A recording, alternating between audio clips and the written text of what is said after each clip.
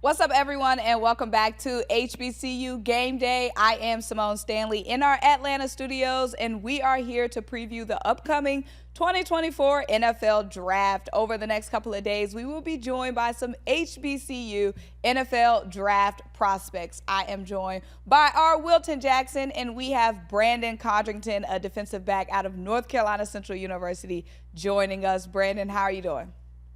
I'm doing great. Thank you all for having me. Wilton, how are you? I am doing good, Symone. Doing good.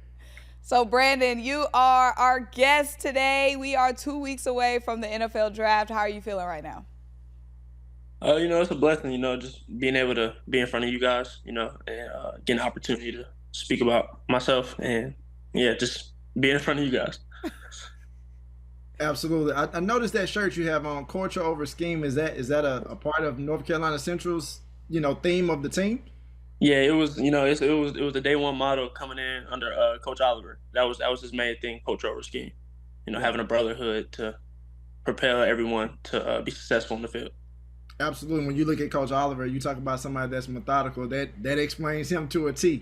Yeah, definitely. How would you describe your senior season with the Eagles? I feel like I had a good senior season. Not only from a defensive back standpoint, but I was able to lead the country in punt return touchdowns. And we was able to go to the FCS playoff, which hasn't been done in a while from HBCU. We would have liked to win our first round game, but just being able to get to that point and when a lot of teams don't get the opportunity, it was really a blessing, and it showed our hard work that we put in all season. What part of your game do you think jumps out the most when you're on the field? Um, I would say just being a playmaker, being dependable, and just being versatile. Being able to play more than one position. I'm not just looked at as just a defensive back or just a returner. And that's what I like to showcase in my game. Brandon, you talked about that FCS playoff appearance with NC Central. What did you take away from that experience the most, especially playing against some of the other FCS programs? And more than anything, how did that kind of prepare you for this pre-draft process? It really just taught me that we can really compete with all of those schools. It's more so just durability and just being more focused coming into the end of the season. It's no off season break like going to Celebration Bowl. Right. It's right after the last game of the season. So uh, I feel like it helped the younger guys understand and showed them what to expect for the FCS playoff. And but taking that and translating that to this process, it just showed me that things I have to do to keep my body up to par, because the NFL season is much longer. So, and just paying attention to detail and film and my keys and everything else, because the competition is a lot better, I would say, in the FCS playoff. Absolutely. Now you mentioned, playing multiple positions, obviously at defensive back, and then also playing some in the punt and kick returns standpoint. You played in the HBCU Legacy Bowl, and actually that's where you had an impact in that. And they were talking about over the broadcast how you're versatile in playing defense and then special teams. What was that experience like for you? And then how did that help you in being able to work out in front of NFL scouts and in preparation for this process leading up to the draft? It was really a blessing. Just being able to see guys, from all over the country, and getting able to interact with them and hear their stories and how they approach the game, and just being able to compete with top talent across the country. I would say it's definitely a competition level that you reach, and I mean, either you're gonna fold or it'll bring it out of you, and you'll rise to the occasion. So it was definitely a great experience. And then like you said, being in front of all 32 teams, and being in front of the scouts, and just being able to showcase what I can do. You know, Who are some guys that you like to watch and learn from? I'm sorry.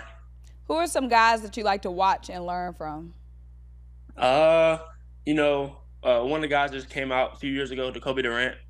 we have a similar body type.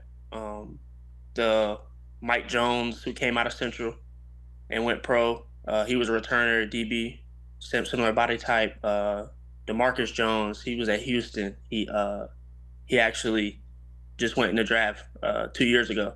He was same body type, DB returner, and he's doing it for the Patriots. And then also, Devin Hester. I feel like everybody knows Devin Hester, but just being able to be a legendary returner, but not only a returner, but a DB as well. How is it seeing guys like Jacoby Durant and Joshua, what's his last name? Joshua Hayward?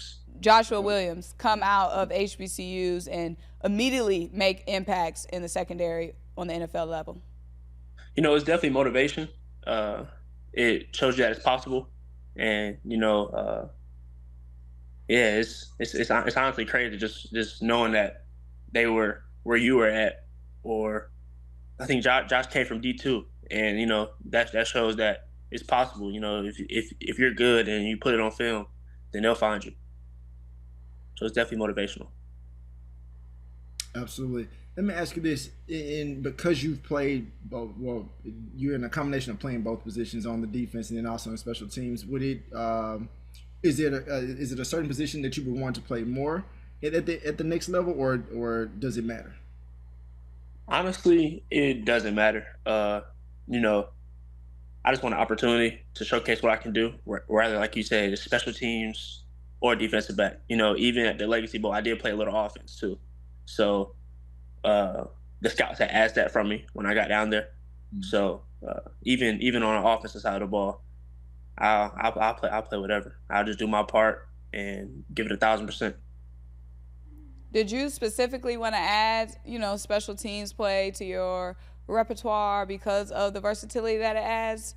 I asked that because last season, Isaiah Bolden, defensive back and special teamer, was the only HBCU player that was drafted. Mm. Can you repeat the question? I'm sorry. Did you want to add special teams to your skill set because of the versatility that it would have for you long term? Yeah, so initially, when I came as a freshman, I was a walk-on. So that was really the only thing that could get me on the field as a freshman. And in camp, I made an emphasis on trying to do anything to get on the field. And honestly, it just ended up happening. And I just ran with it. I was willing to do anything to get on the field, try to earn a scholarship, and just, be out there. Brandon, who would you consider one of your favorite players? Like, not necessarily. Well, let me not say favorite players. One of your favorite athletes. And if you could talk to this particular athlete, who would it be and why? Honestly, I have to say Devin Hester, and that's because we literally have a similar game, and we're looked at as the same. So, and I get a lot of comparisons to that. And I would want to talk to him, because we get compared a lot, and just pick his brain on how he went about things and how he made an emphasis to showcase that he was more than a returner. People tend to look at him as he was just a returner, but a lot of people don't know that he actually started at corner in the league also. Right. So just being able to pick his brain would be awesome. Absolutely. Now I have a fun question for you. I gotta ask this: do you listen to rap music? I do listen to rap music. Okay, so here's the question that everybody's been talking about lately. Yeah. Drake, J. Cole, of the two, and Kendrick Lamar, who would you put at 1, 2, and 3? So at 1, I'm from North Carolina, so I want to say J. Cole, but I gotta say Drake just with the longevity and a career he's had in the music industry. So I would just say Drake 1, Cole 2, Kendrick 3. Everybody's putting Kendrick at the bottom. Yeah. he's not consistent enough to be considered like the number 1 guy. Yeah, because he only drops once every 5 years. It's exactly. You know what J. Cole said? Every 30 something he said. I can't remember what he said, but definitely he's far more consistent. He drops way more material than than Kendrick. You know, Kendrick likes to go and hide after he drops an album. Right. So who's your big three when it comes to defensive backs? You said who's my big? Big three when it comes to defensive backs. My big three, I would say, I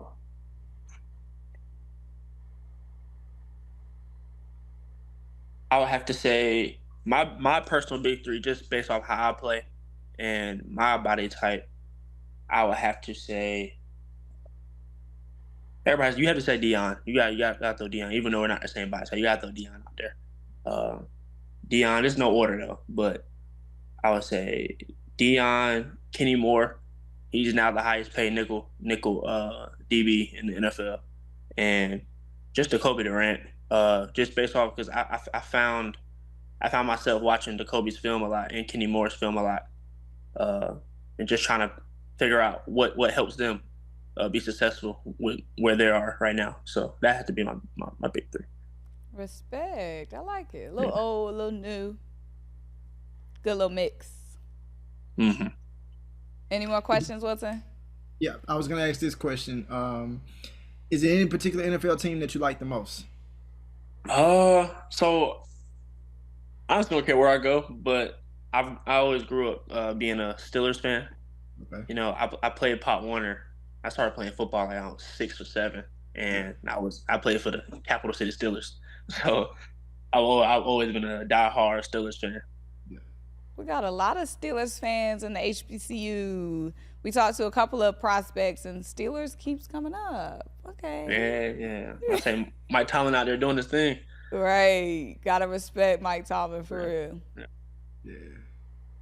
Well, Brandon, appreciate the time so much. We can't wait to see, of course, what you do in the next phase of your football career. Thank you. Thank you so much for having me. Of course. Well, guys, I'm Symone Stanley. He is Wilton Jackson. We are joined today by Brandon Condrington, a defensive back out of North Carolina Central University. Thank you guys so much for joining us.